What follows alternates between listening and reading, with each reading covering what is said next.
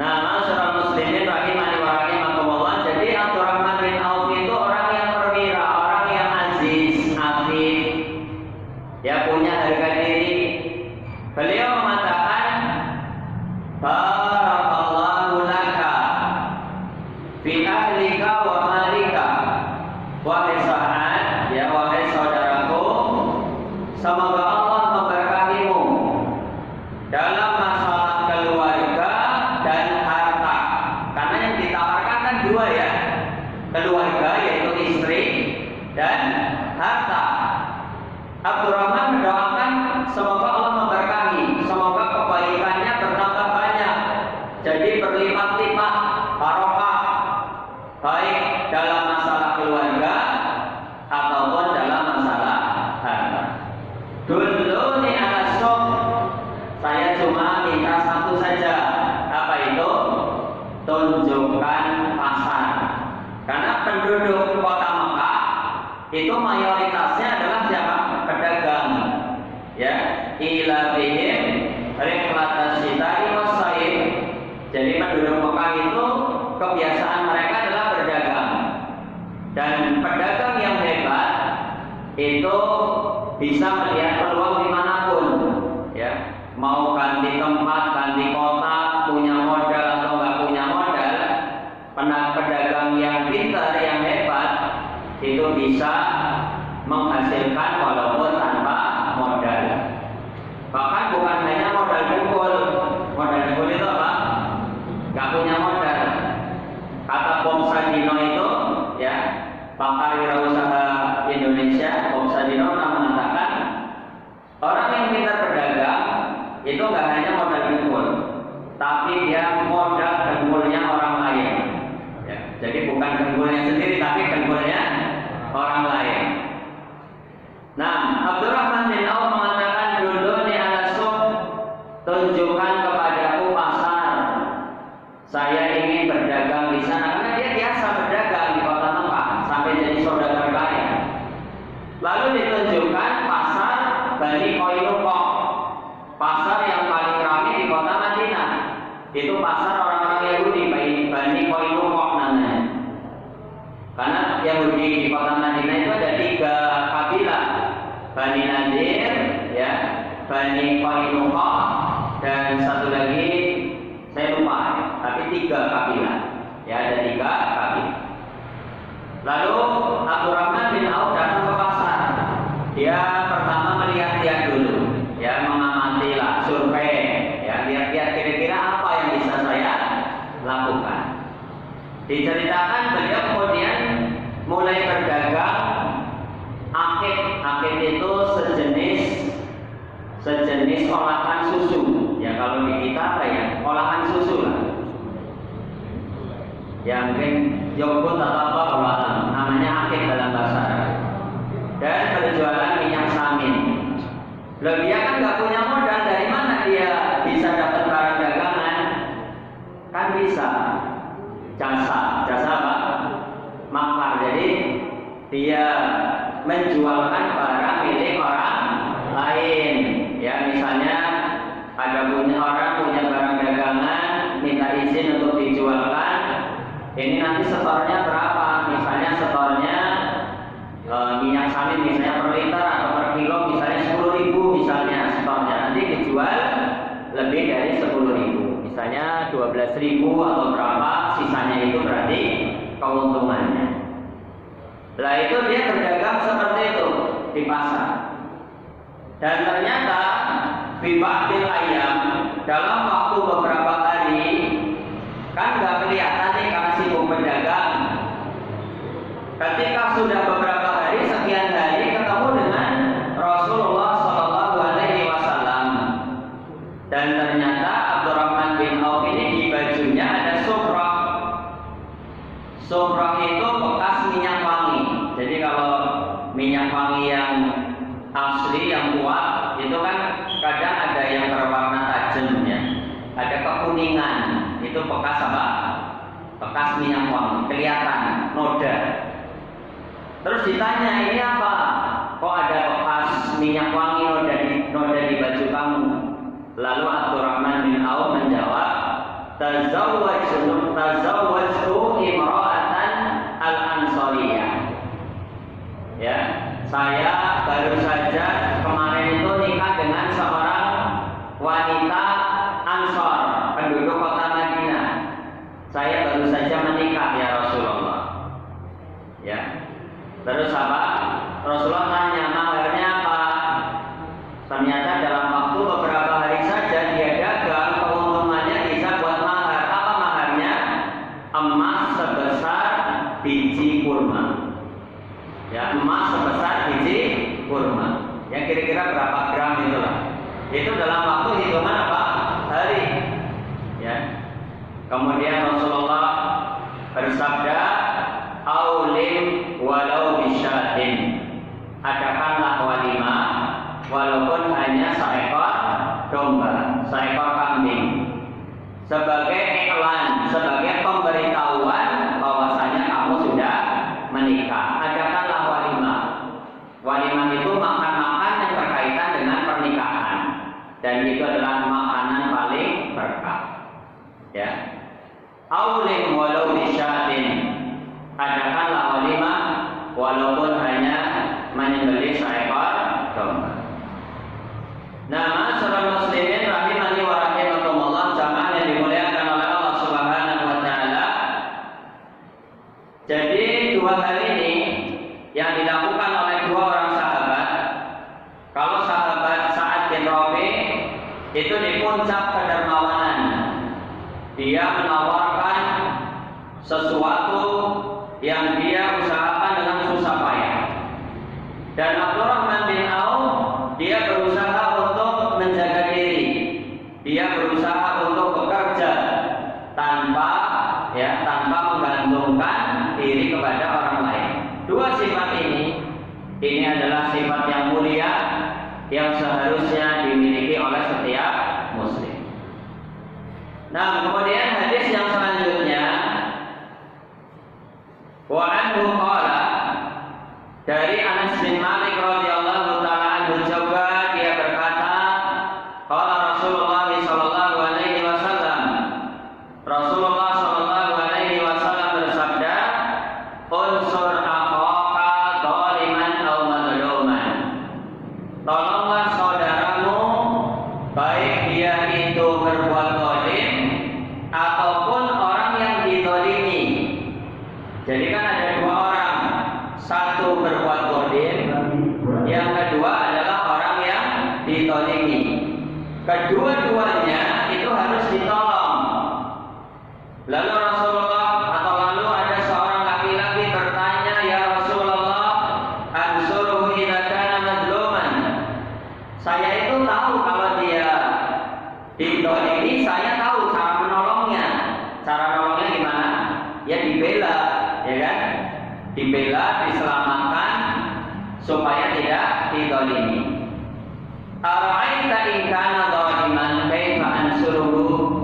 Tapi kalau menolong orang yang berbuat zalim, saya nggak tahu caranya gimana.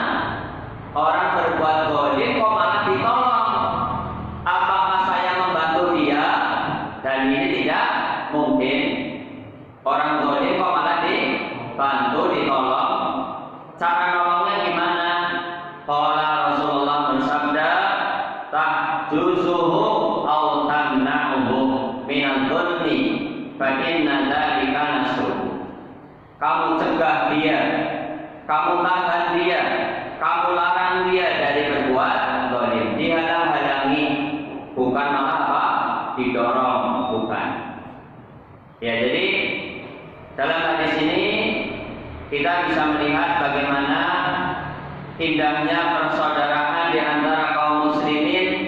Rasulullah memotivasi kita agar menolong orang yang dizalimi dan juga orang yang berbuat zalim. Nah, ma'asyiral muslimin rahimani wa rahimakumullah, hadis yang keempat ya yang kita baca pada malam hari ini, tadi sudah 3. Yang keempat, wa an Abi Hurairah radhiyallahu anhu, dari sahabat Abu Hurairah, semoga Allah taala meridhai beliau, anna Rasulullah sallallahu alaihi wasallam qala, sesungguhnya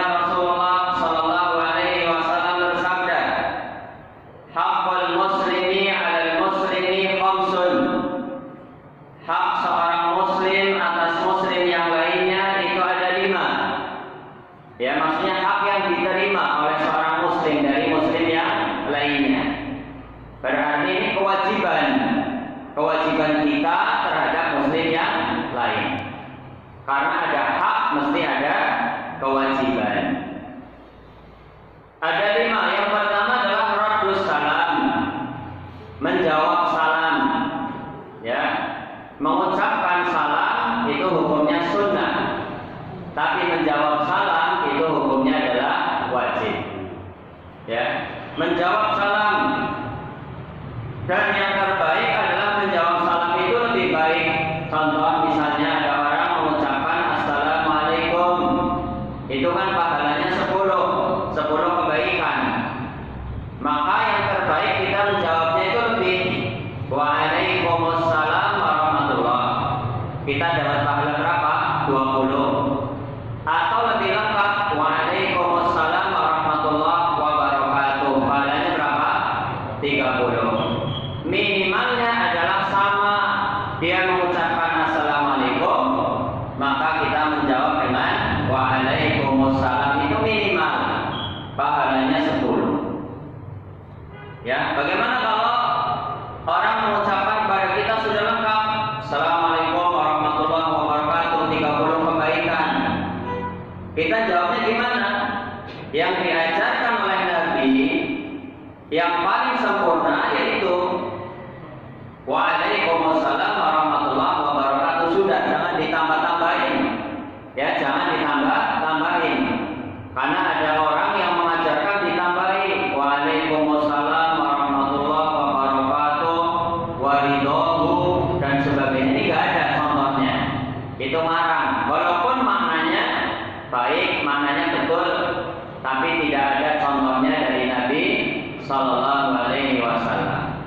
Ya, dalam masalah ibadah kita adalah al-ijtihad ala sunnah, al-ihtisad ala sunnah, mencukupkan diri di atas sunnah, tidak perlu menambah-nambah.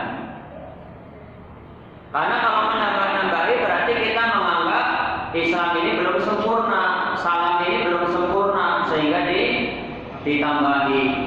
Apalagi zaman sekarang ada salam Pancasila, salam semua agama. Ya, ada pejabat misalnya assalamualaikum warahmatullahi wabarakatuh, ini salam Islam. Ada ditambahi salam sejahtera untuk kita semuanya, ini identik dengan salam Kristen atau shalom, ya kan?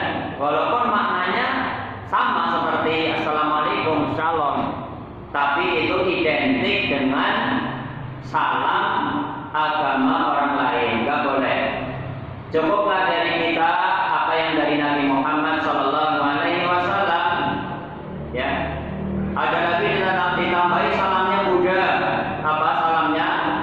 Namo Buddhaya.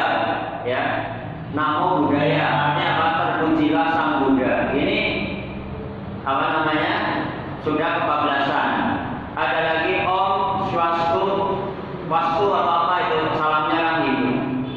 Itu pengagungan terhadap dewannya orang Hindu. Nggak boleh. Ya, Muslim harus bangga dengan assalamualaikum atau salam yang sifatnya umum, selamat pagi, selamat siang, selamat sore, selamat malam, itu malah boleh. Karena itu sifatnya apa? Umum. Ya, sifatnya umum. Tapi kalau sudah identik dengan salam agama lain, shalom atau namo buddhaya, itu sudah tasyabuh, ya, menyerupai orang kafir. Dan dulu zamannya Soekarno, zamannya Soeharto, itu nggak ada salam Pancasila kayak gitu, nggak ada. Soeharto kalau mau pidato, apa yang diucapkan Soeharto itu dulu kalau pidato, ya, assalamualaikum warahmatullahi wabarakatuh, cukup seperti itu, nggak ada tambahan macam-macam. Ya, sekarang aja orang berusaha cari ridhonya manusia, ya, supaya dianggap modern, dianggap toleran, tapi itu mengorbankan nilai-nilai akidah.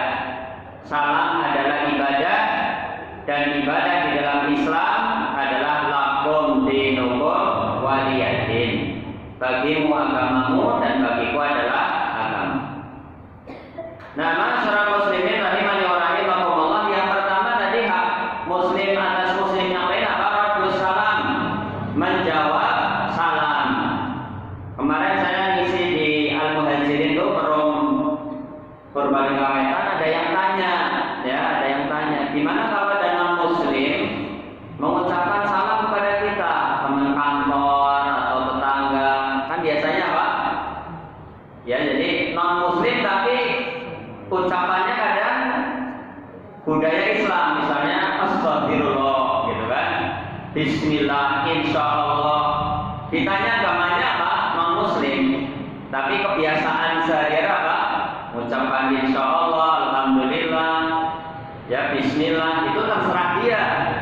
Tapi kalau mengucapkan kalimat syahadat nggak mungkin, mereka nggak mau, ya. Karena kalau syahadat berarti mereka apa? Masuk Islam, keluar dari agamanya. Bagaimana kalau ada non-muslim mengucapkan salam kepada kita, assalamualaikum, kita bagaimana?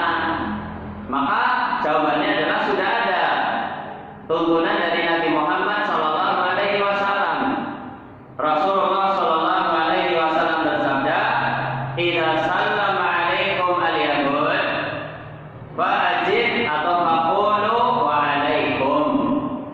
Kalau ada orang Yahudi, ya ini juga mencakup orang kafir yang lain, mengucapkan salam kepada kalian, maka jawabannya adalah apa?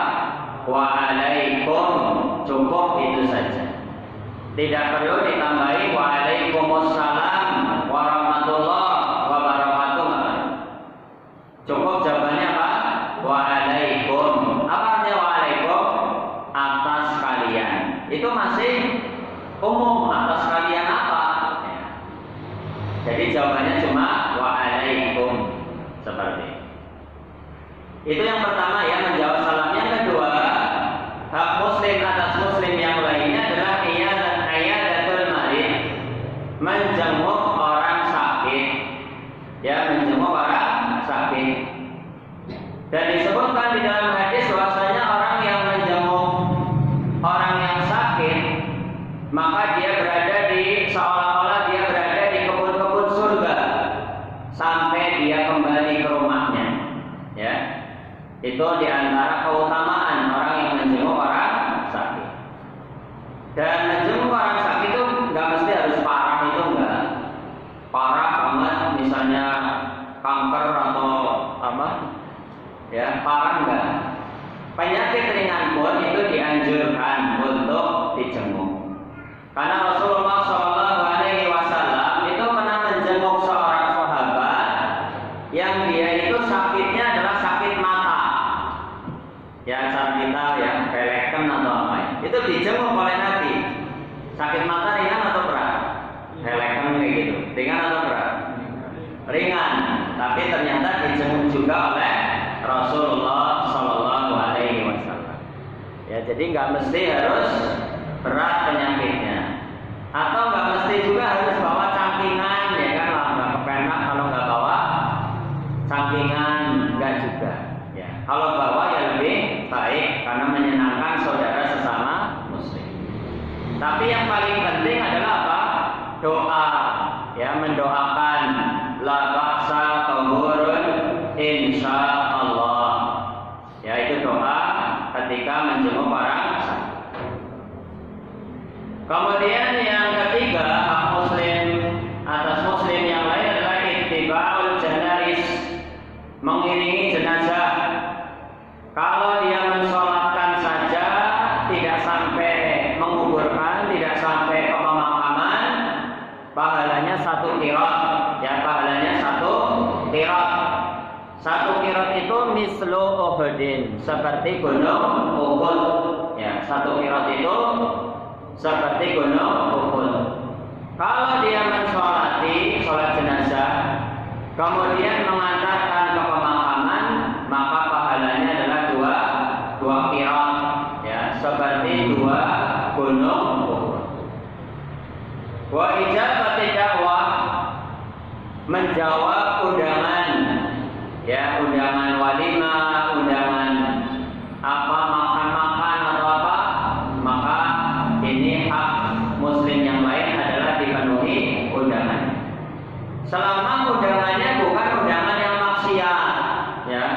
Misalnya undangan untuk karaokean, musik-musikan, nyanyi-nyanyi, dangdutan. Nah ini tidak perlu dikabulkan. Tapi kalau undangan yang sifatnya tidak bertentangan dengan syariat, maka kita diperintahkan untuk memenuhinya. Yang terakhir, yang kelima adalah tasmitul atis, mendoakan orang yang bersin. Ya, orang yang bersin mengucapkan alhamdulillah, maka kita mendoakan dengan doa apa? Ya rahmukallah. Nanti yang didoakan menjawab dengan yahdikumullah wa yuslihu balakum. Bagaimana kalau yang bersin itu nggak mengucapkan alhamdulillah? Ya, bersin dia nggak mengucapkan alhamdulillah, diam saja.